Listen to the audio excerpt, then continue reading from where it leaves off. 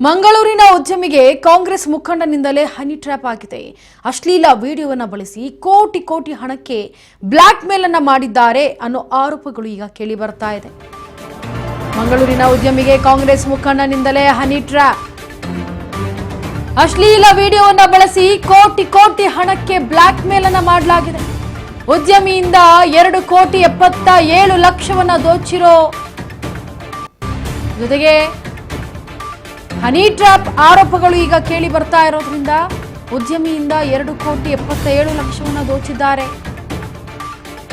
ನಿಜಾಮ್ ಮತ್ತು ಜಿತೇಶ್ ಎಂಬಾತನ ವಿರುದ್ಧವಾಗಿ honey trap ಆರೋಪಗಳು ಕೇಳಿ ಬರ್ತಾ ಇರೋದು. ಪತ್ನಿಯ ವಿಡಿಯೋವನ್ನು ತೋರಿಸಿದಾಗ ಬೆದರಿಸಿ 35 ಲಕ್ಷ ಹಣಕ್ಕೆ ಬೇಡಿಕೆ ಇಟ್ಟಿದ್ದಾರೆ.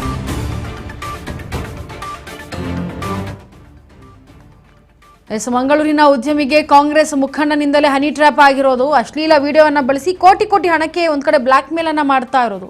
ಸದ್ಯ ಉದ್ಯಮಿಯಿಂದ 2,77,00,000 ದೋಚಿರುವಂತಹ ನಿಜಾಮ್ ಮತ್ತೆ ಜಿತೇಶ್ ಎಂಬಾತನ ವಿರುದ್ಧವಾಗಿ ಹನಿ ಟ್ರ್ಯಾಪ್ ಮಾಡಿದ್ದಾರೆ ಅನ್ನೋ ಆರೋಪಗಳು ಕೇಳಿ ಬರ್ತಾ ಇರೋದು.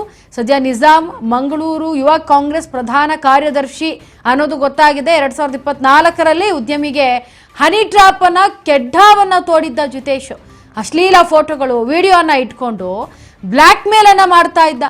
ಪತ್ನಿಗೆ ವಿಡಿಯೋನ ತೋರಿಸಿದಾಗ ಆಕೆಗೆ ಬೆದರಿಸಿ 35 ಲಕ್ಷದ ಹಣವನ್ನ ಬೇಡಿಕೆ ಇಟ್ಟಿದ್ದ. ಮರ್ಯಾದೆಗೆ ಹೆದರಿ ಚೆಕ್ ಮೂಲಕ ಜಿತೇಶ್ಗೆ ಹಣವನ್ನ ನೀಡಿದ್ದ ಉದ್ಯಮಿ. ಇಂತಹ ಕೆಲಸಕ್ಕೆ ಈಗ ಕೈ ಹಾಕಿರೋದು ಜಿತೇಶ್. ಹಾಗಾಗಿ ಏನು ಕಾಂಗ್ರೆಸ್ನಿಂದ ಯುವ ಕಾಂಗ್ರೆಸ್ ಪ್ರಧಾನ ಕಾರ್ಯದರ್ಶಿಯಿಂದ ಈ ಕೆಲಸ ಆಗ್ತಾ ಇದೆ. ನಿಜಾಮ ಮತ್ತೆ ಜಿತೇಶ್ ಮಂಗಳೂರು ಯುವ ಕಾಂಗ್ರೆಸ್ನ ಪ್ರಧಾನ ಕಾರ್ಯದರ್ಶಿ ಆಗಿರುವಂತಹ ಇವರು ಹನಿ ಟ್ರ್ಯಾಪ್ ಅನ್ನ ಮಾಡ್ತಿದ್ದಾರೆ. ಮತ್ತೆ ಮತ್ತೆ ಹಣಕ್ಕೆ ಬೇಡಿಕೆ ಇಟ್ಟಾಗ ಒಂದು ಕಡೆ ಜಿತೇಶ್ ಜೊತೆ ಸೇರಿ ಉದ್ಯಮಿಗಳು ಮಾಡ್ತಾ ಇರುವಂತಹ ಬ್ಲಾಕ್ ಮೇಲ್. ಇತ್ತ ಜಿತೇಶ್ ಆತ್ಮಹತ್ಯೆ ಕಥೆ ಕಟ್ಟಿ ಉದ್ಯಮಿ ಬಳಿ ಕೋಟಿ ಕೋಟಿ ಹಣವನ್ನ ಲೂಟಿ ಮಾಡಿದ್ದ. 2024ರಲ್ಲಿ ಜಿತೇಶ್ ಆತ್ಮಹತ್ಯೆ ಮಾಡಿಕೊಂಡಿದ್ದಾಗಿ ಹೇಳಿದ್ದ ನಿಜಾಮ್. ಡೆತ್ ನೋಟ್ನಲ್ಲಿ ಉದ್ಯಮಿ ಹೆಸರನ್ನ ಬರೆಯೋದಾಗಿ ಕಥೆಯನ್ನ ಸೃಷ್ಟಿಸಿ ಬೆದರಿಸಿದ್ದ. ಜಿತೇಶ್ ಡೆತ್ ನೋಟ್ ಸ್ಟೋರಿ ನಂಬಿದ್ದ ಮಂಗಳೂರಿನ ಉದ್ಯಮಿ.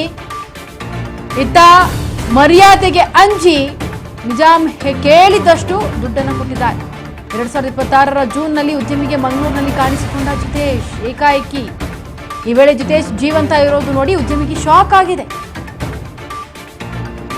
ನೋಡಿ, ಮತ್ತೆ ಮತ್ತೆ ಹಣಕ್ಕೆ ಬೇಡಿಕೆ ಇಟ್ಟಾಗ ಈ ಕೈ ಮುಖಂಡ ನಿಜಾಮ್ಗೆ ಮಾಹಿತಿ ತಿಳಿತಾ ಇದ್ದಂತೆ. ಆದ್ರೆ ಜಿತೇಶ್ ಜೊತೆ ಸೇರಿ ಉದ್ಯಮಿಗೆ ಬೆದರಿಕೆಯನ್ನ ಹಾಕ್ತಾ ಇದ್ದ ನಿಜಾಮ್ ಎಂಟ್ರಿ ಆಗಿ ಉದ್ಯಮಿಯಿಂದ ಮತ್ತೆ ಕೋಟಿ ಕೋಟಿ ಹಣವನ್ನ ಲೂಟಿ ಮಾಡ್ತಾ ಇದ್ದ. ಇದ್ರ ಜೊತೆಗೆ ಜಿತೇಶ್ ಆತ್ಮಹತ್ಯೆ ಮಾಡ್ಕೊಳ್ತಾ ಇದ್ದಾನೆ ಅಂತ ಹೇಳಿ ಕಥೆಯನ್ನ ಕೂಡ ಕಟ್ತಾ ಇದ್ರು.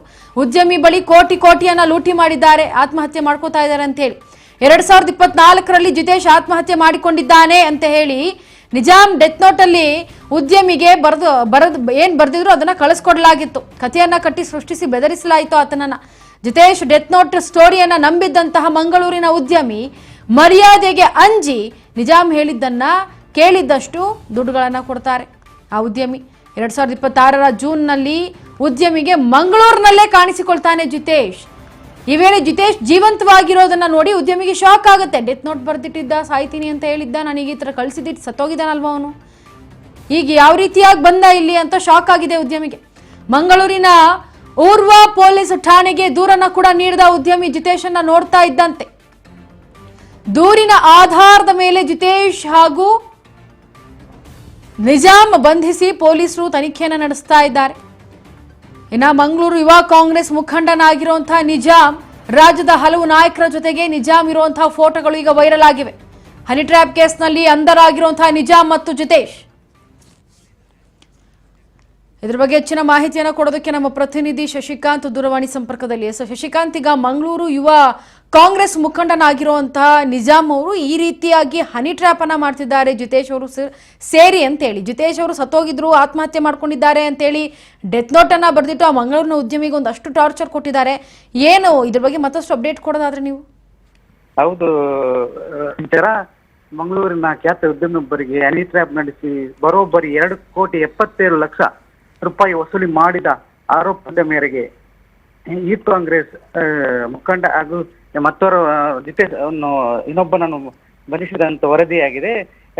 ಉದ್ಯಮಿ ನೀಡಿದ ದೂರಿನ ಪ್ರಕಾರ 2024ರಲ್ಲಿ ಜಿತೇಶ್ ಎಂಬಾತ ಉದ್ಯಮಿಯ ಖಾಸಗಿ ಫೋಟೋ ಹಾಗೂ ವಿಡಿಯೋಗಳನ್ನು ಬಳಸಿಕೊಂಡು ಬ್ಲಾಕ್ ಮೇಲ್ ಮಾಡಿದೆ ಕೂಡ ಎನ್ನಲಾಗಿದ್ದು. ಆದ್ರೆ ಈ ಬಳಿಕ ಈ ಉದ್ಯಮಿಯ ಪತ್ನಿಗೆ ವಿಡಿಯೋ ತೋರಿಸಿದಾಗಿ ಬೆದರಿಕೆ ಹಾಕಿ ಸುಮಾರು 35 ಲಕ್ಷಕ್ಕೆ ಬೇಡಿಕೆ ಇಟ್ಟಿದ್ರು ಕೂಡ ದೂರಿನಲ್ಲಿ ಉಲ್ಲೇಖಿಸಿದಂಥದ್ದು. ನಂತರ ಈ ವಿಚಾರ ಯುವ ಕಾಂಗ್ರೆಸ್ ಮುಖಂಡ ಉದ್ಯಮಿ ಯುವ ಕಾಂಗ್ರೆಸ್ ಮುಖಂಡನಿಗೆ ನಿಜಾಮ್ಗೆ ತಿಳಿಸಿದ್ದು. ಆದ್ರೆ ನಿಜಾಮ್ ಕೂಡ ಜಿತೇಶ್ ಜೊತೆ ಸೇರಿ ಬರೋಬ್ಬರಿ ಲೂಟಿ ಹೊಡೆದರಂತೆ ಕೂಡ ಇದರಲ್ಲಿ ತಿಳಿಸಿದ್ದಾರೆ.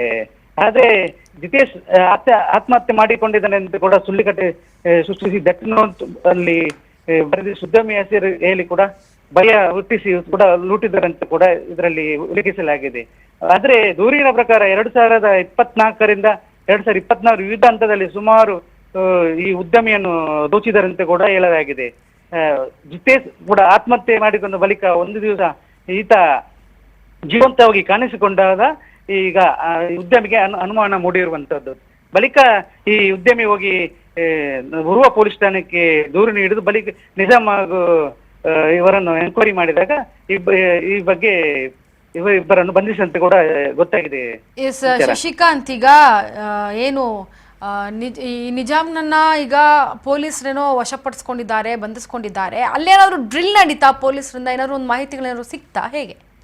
ಇಲ್ಲ, ಅಂತದೇನು ಮಾಹಿತಿ ಸದ್ಯಕ್ಕೆ ಬರ್ತಿಲ್ಲ. ಆದ್ರೆ ಇವರಿಬ್ಬರ ಹನಿ ಟ್ರ್ಯಾಪ್ ಮಾಡಿರುವಂತದ್ದು ಕೂಡ ಇಲ್ಲಿ ಪ್ರಕರಣದಲ್ಲಿ ಕೂಡ ದಾಖಲಾಗಿದೆ. ಆದ್ರೆ ಈ ವಿಚಾರದಲ್ಲಿ ಮುಂದಷ್ಟು ನಡೆಯಬೇಕಾಗಿದೆ. Okay Shashikant, thank you so much ನಿಮ್ಮೆಲ್ಲ ಡೀಟೇಲ್ಸ್ಗಾಗಿ. ನೋಡಿ, ಮತ್ತೆ ಹಣಕ್ಕೆ ಬೇಡಿಕೆ ಇಟ್ಟಾಗ ಏನು ಮಾಡಬೇಕು ಅಂತ ಗೊತ್ತಾಗಿಲ್ಲ ಮಂಗಳೂರು ಉದ್ಯಮಿಗೆ. ಹಾಗಾಗಿ ಮತ್ತೊಂದು ಏನು ಅಂತಂದರೆ ಕಾಂಗ್ರೆಸ್ನ ಅಂದರೆ ಯುವ ಕಾಂಗ್ರೆಸ್ನ ಘಟಕದಲ್ಲಿ ಇರೋವಂಥ ನಿಜಾಮ್ ಈ ರೀತಿ ಹನಿ ಟ್ರ್ಯಾಪನ್ನು ಮಾಡಿ ಈ ರೀತಿ ದುಡ್ಡನ್ನು ಲೂಟಿ ಹೊಡಿತಾ ಇರೋದು, ಕೊಳ್ಳೆ ಹೊಡಿತಾ ಇರೋದು ಒಂದು ಕಡೆ ಗಮನಿಸ್ತಾ ಇದ್ದೀರಾ ದೃಶ್ಯಾವಳಿಗಳಲ್ಲಿ. ನಿಜಾಮ್ ಮಾಜಿ CM ಅವ್ರ ಜೊತೆ ಇರೋದು, ಜೊತೆಗೆ DKC ಅವ್ರ ಜೊತೆ ಇರೋದು, ಒಂದಷ್ಟು ಗಣ್ಯ ವ್ಯಕ್ತಿಗಳ ಜೊತೆ ಇರೋದನ್ನು ಗಮನಿಸ್ತಾ ಇದ್ದೀರಿ. ಇಂತಹ ಒಬ್ಬ ಯುವಕ ಈ ರೀತಿಯಾಗಿ ಹನಿ ಟ್ರ್ಯಾಪ್ಗೆ ದುಡ್ಡನ್ನು ಬೇಡಿಕೆ ಇಟ್ಟು ಆತ್ಮಹತ್ಯೆ ಕಥೆಯನ್ನು ಕಟ್ಟಿ ಲೂಟಿ ಕೋಟಿ ಹಣವನ್ನು ಲೂಟಿ ಮಾಡೋದಿದೆಯಲ್ಲ, ನಿಜಕ್ಕೂ ಅದೊಂದು ರೀತಿ ನಂಬಬೇಕೋ ನಂಬಬಾರ್ದೋ ಇಂಥವ್ರನ್ನ ಅನ್ನೋದೇ ಗೊತ್ತಾಗಲ್ಲ. ಸದ್ಯ ಈಗ ನಿಜಾಮ್ನ ಬಂಧಿಸಲಾಗಿದೆ. ಪೊಲೀಸರು ಇನ್ನಷ್ಟು ಡ್ರಿಲ್ಲನ್ನು ಮಾಡಬೇಕಾಗತ್ತೆ. ಏನು ಎತ್ತ ಎಲ್ಲವನ್ನೂ ಕೂಡ ಕುಲಂಕುಷವಾಗಿ ಮಾತನಾಡಿ ಚರ್ಚೆಯನ್ನು ಮಾಡಿ ಅವನಿಗೆ ಡ್ರಿಲ್ ಮಾಡಿದ ನಂತರ ಗೊತ್ತಾಗುತ್ತೆ ಯಾವ ರೀತಿಯಾಗಿ ಏನು ಮಾತುಕತೆ ಇದೆ ಅಂತ ಹೇಳಿ.